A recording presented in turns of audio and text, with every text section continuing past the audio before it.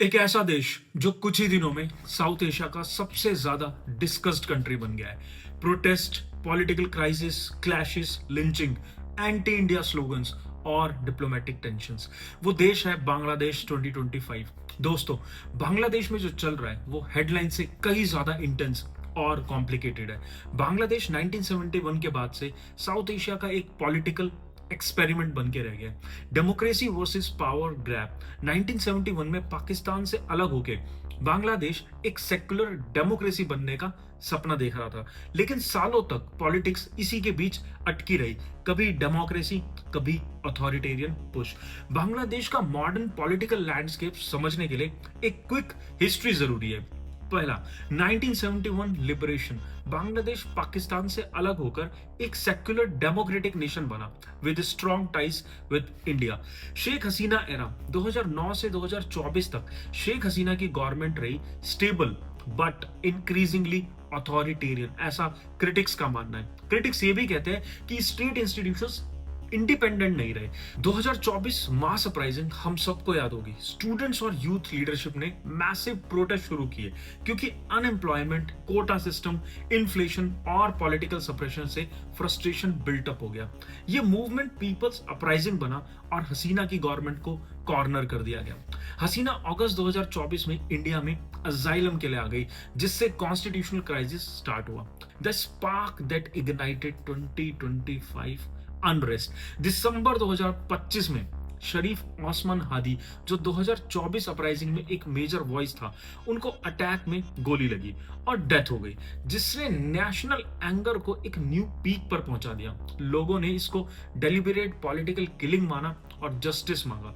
इस अनरेस्ट के बीच एक और ट्रैजिक इंसिडेंट ने कम्युनल फियर्स को बढ़ा दिया। एक हिंदू दीपू चंद्र दास को मॉब यानी भीड़ ने ब्लास्फेमी एक्यूज करके मार दिया और सरेआम उसकी बॉडी को जला दिया गया, जिससे कम्युनिटीज में इमोशनल आउटरीच और बढ़ गया।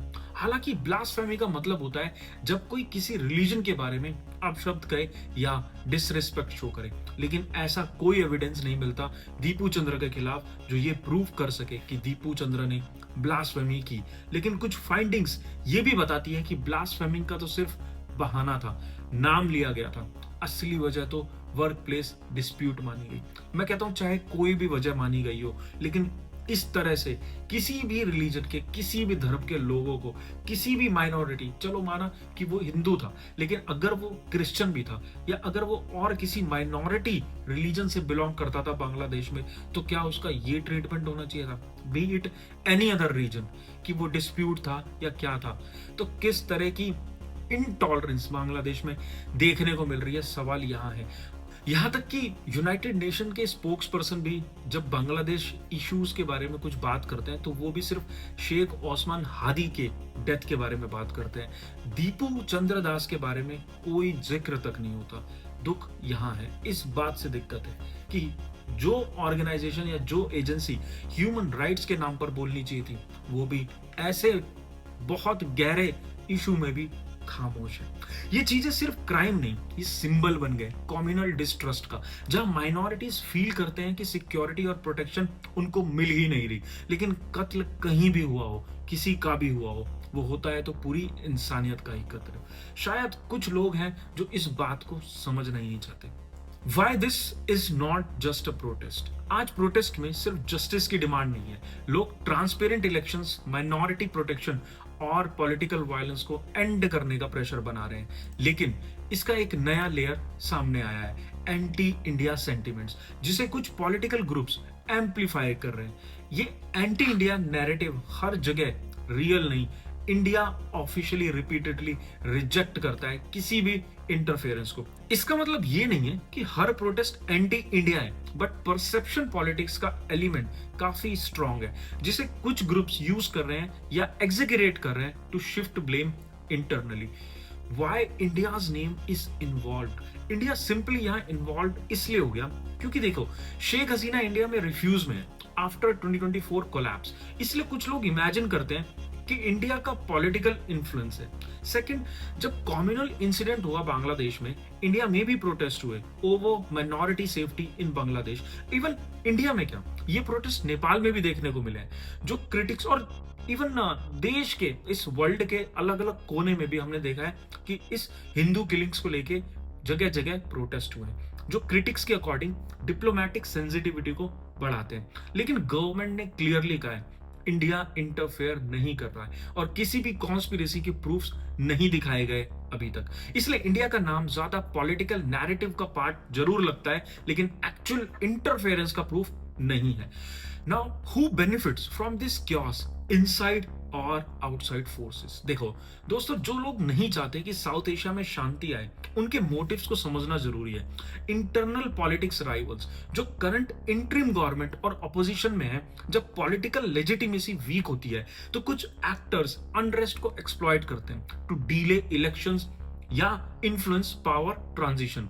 हार्डलाइन ग्रुप्स जैसे रेडिकल एलिमेंट्स, कुछ फार राइट और फार लेफ्ट फैक्शंस नेशनलिज्म या रिलीजियस आइडेंटिटी को फ्यूल करते हैं टू पोलराइज मासेस और इन क्योस में अपने एजेंडास पुश करते हैं। एक्सटर्नल ग्लोबल पावर्स, ये पॉइंट समझना बेहद इंपॉर्टेंट है। चाइना स्ट्रेटेजिकली बांग्लादेश में डिप्लोमेटिक एंड इकोनॉमिक एंगेजमेंट बढ़ा रहा है, जिससे इंडिया सेंट्रिक इन्फ्लुएंस को बैलेंस किया जा सके।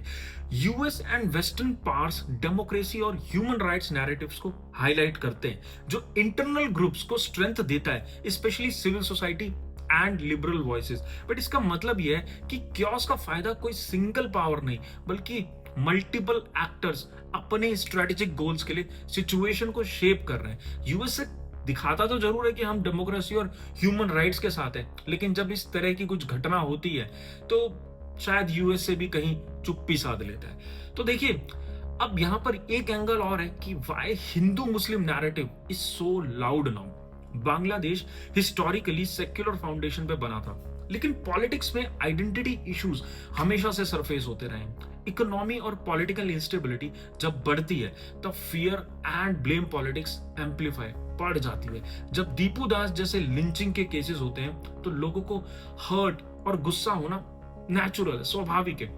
इसी तरह चाहे पैलेस्टीन हो, चाहे ऑस्ट्रेलिया हो या दुनिया का कोई और कॉर्नर, लोग इमोशनली रिएक्ट करते ही करते हैं और करना बनता भी है। प्रॉब्लम तब बनती है जब कुछ पॉलिटिकल और आइडियोलॉजिकल ग्रुप्स इन ट्रेजेडीज को यूज करके रिलीजन वर्सेस रिलीजन का नैरेटिव बना देते हैं, यानी इंसानियत के दर्द को क्योर करने के बजाय उसी दर्द को वेपन बना दिया जाता है और सोसाइटी और ज्यादा डिवाइड हो जाती है। हालांकि प्रॉब्लम एक और है। प्रॉब्लम यह भी है कि सिर्फ पैलेस्टीन में मरने वाले लोग ही इंसान नहीं थे। इंसान दुनिया के जगह जगह जहां भी माइनॉरिटीज हैं वहां भी इंसान है। तो अगर आवाज उठानी है तो पैलेस्टीन के साथ साथ जहां पर भी किसी भी माइनॉरिटी के लिए एट्रोसिटीज हो रही है उसके लिए आवाज उठाना भी बेहद जरूरी है। याद रखना होगा, ज्यादातर प्रोटेस्ट सिर्फ हिंदू मुस्लिम के ऊपर बेस नहीं होना चाहते। असली बात होती है न्याय, बेरोजगारी, पॉलिटिकल राइट्स, ट्रांसपेरेंसी और लोगों का अपने अपने इंस्टीट्यूशंस पर ट्रस्ट। सच बताऊं, इस पूरे क्राइसिस के पीछे कोई एक बड़ा विलन या एक ही कंट्री रिस्पॉन्सिबल नहीं है। ये एक मिक्स है कई फोर्सेस का। बांग्लादेश के अंदर ही अलग अलग पॉलिटिकल ग्रुप्स पावर के लिए पुश कर रहे हैं। हर ग्रुप चाहता है कि फ्यूचर गवर्नमेंट उनके फेवर में बने। साथ ही बाहर की बड़ी पावर्स जैसे चाइना और अमेरिका भी सिचुएशन को क्लोजली देख रहे हैं, क्योंकि उन्हें अपनी अपनी जियोपॉलिटिकल एडवांटेज चाहिए। चाइना इन्फ्लुएंस बढ़ाना चाहती है और यूएस डेमोक्रेसी और ह्यूमन राइट्स की नैरेटिव को सपोर्ट करता दिखाना चाहता है। ऊपर से कुछ पॉलिटिशियंस और मीडिया नैरेटिव्स को ऐसे प्रेजेंट कर देते हैं जैसे सब कुछ किसी बाहरी साजिश का रिजल्ट हो, ताकि लोगों का गुस्सा डाइवर्ट हो जाए और उनकी पॉलिटिक्स स्ट्रांग हो जाए। और एक इंपॉर्टेंट बात, अभी तक कोई सॉलिड वेरीफाइड प्रूफ्स नहीं मिला कि इंडिया इस अनरेस्ट को सीक्रेट तरीके से कंट्रोल कर रहा है। ये क्लेम ज्यादा परसेप्शन और प्रोपेगेंडा लगता है, फैक्ट इसको सपोर्ट नहीं करते। अब सवाल आता है, चाइना में कभी ऐसा क्यों नहीं होता कि रिलीजन के नाम पे लोग लड़ रहे हैं? आंसर सिंपल है, चाइना में रिलीजन और पॉलिटिक्स ओपनली मिक्स ही नहीं करने दिया जाता। वहां स्टेट एक्सट्रीमली स्ट्रांग है, फ्रीडम कम है और नैरेटिव का कंट्रोल गवर्नमेंट के पास है। मॉब पॉलिटिक्स पॉसिबल ही नहीं होती, लेकिन इसका मतलब परफेक्ट सिस्टम भी नहीं है, वहां लोग प्रोटेस्ट कर भी नहीं पाते।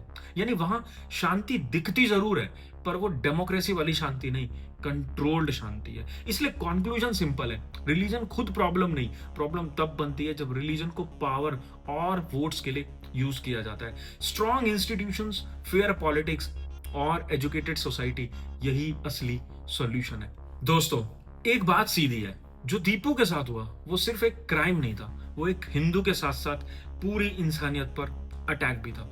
अगर कोई इंसान को भीड़ के हवाले कर दे, बिना कोर्ट, बिना प्रूफ, बिना लॉ के, तो फिर कल कोई भी कहीं भी अनसेफ हो सकता है। गुस्सा होना नेचुरल है, दर्द फील करना बिल्कुल नेचुरल है, लेकिन याद रखिए, गुस्सा अगर अंधा हो गया तो वो न्याय नहीं, बदला बन जाता है, और बदला हमेशा और ज्यादा खून मांगता है। यहाँ बांग्लादेश का सच क्या है? प्रॉब्लम हिंदू वर्सेस मुस्लिम का सिंपल फ्रेम नहीं है, प्रॉब्लम है वीक लॉ, पॉलिटिकल अपॉर्चुनिज्म और मॉब कल्चर।